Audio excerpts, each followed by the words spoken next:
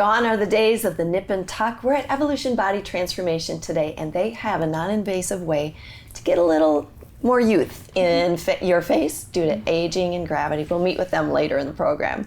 Right now, pet parents, listen up. Now, not only do we want great pet care when we need a sitter, but we want our dogs and cats to be happy to have that sitter come. And if dogs and cats could give reviews, I bet they'd give our next guest a good 5 stars. Angela, thanks for joining us today. Thanks for having us. Angela is the owner of Green Dog LLC Pet Services.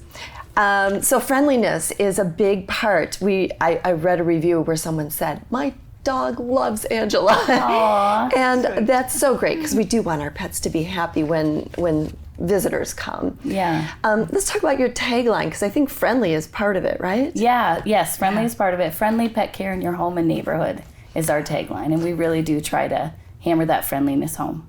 But you need more, because there's reliability, there's professionalism, there's kindness.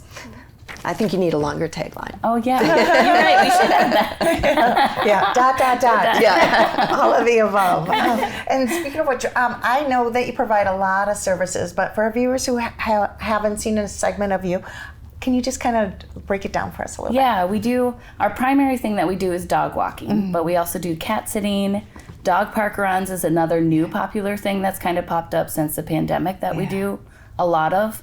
We also do water people's plants if they're out of town, or gardens if they go away and need us to. We also do pocket pets like rabbits, birds, tortoises, things like that. Nice. And we do some overnight pet sitting, but most of our stuff is the dog walking or just basic pet care. When they go out of town, we can visit as many times as they'd like.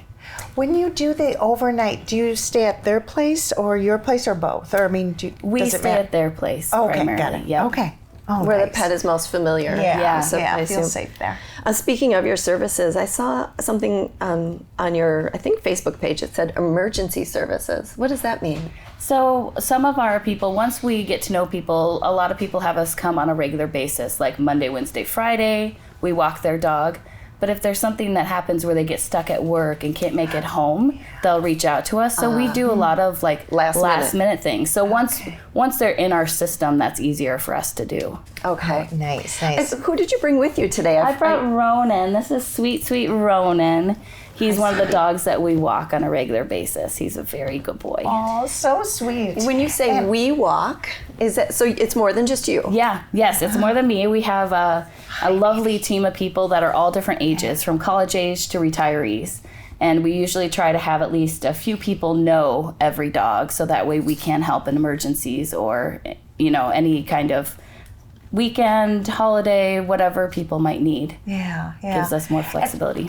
I've met some of the fine people on your team, and they are so amazing and just always so pleasant, and it's just so helpful. Yeah, you guys are great. So if somebody needs one of your services, what's a good way to get started? They can email us, they can text us, they can call, and normally we would then start with a meet and greet if it seems like it's going to be a good fit. But they need to be in an area that we cover, which is Monona, downtown, Madison, for a little bit of Verona, Middleton is about where we cover. Yeah, that whole area, which is a big area to cover. It is, yeah. Good job. Thank you. Now, sometimes you have a tip, like a training tip or an animal behavior tip. Do you have one for us today? I do. So there's a lot of different training styles and philosophies, and actually there's a lot of animosity in the community itself. People argue about different techniques and ways to train and different styles. And one thing that I figured out, all of the people on our team kind of have different thoughts and theories, and we let everybody, kind of have their own thinking about it. But when we meet with owners, we tend to do what they want us to do with the pets. So what I find and what I think is the most important regardless, I'll never get in arguments with people about things like that, is consistency. Just be consistent. Pick one style, one thing you want to do, and be consistent. So when we meet with new owners and stuff, we try to figure out what training technique they use, what commands they use, words they say, hand gestures, and then we try to be consistent with that too, so that the dog gets that kind of consistency. So well put. Yeah, that makes so much sense. They don't speak our language, and they're trying really hard to figure out what's the right thing to do and to make you happy. And if if you stay consistent, it makes it a lot easier to learn. Yeah. That's very sure. considerate of you as the pet sitter to take time to learn those ways and those words, because everybody does have their own way of They do. saying, do you want to eat? It's time for bed. All those little things. So. And those things matter. And we always tell people in our first meetings with them, let us know any feedback, anything you like, don't like, because we find that people have preferences, but they don't realize they do until we're in it. So, Right. It's a good time to kind of sort that.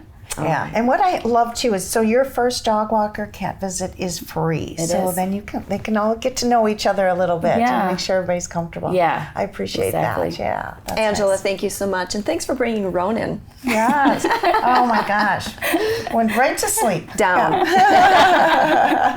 We'll see you next time, and we'll see you after the break.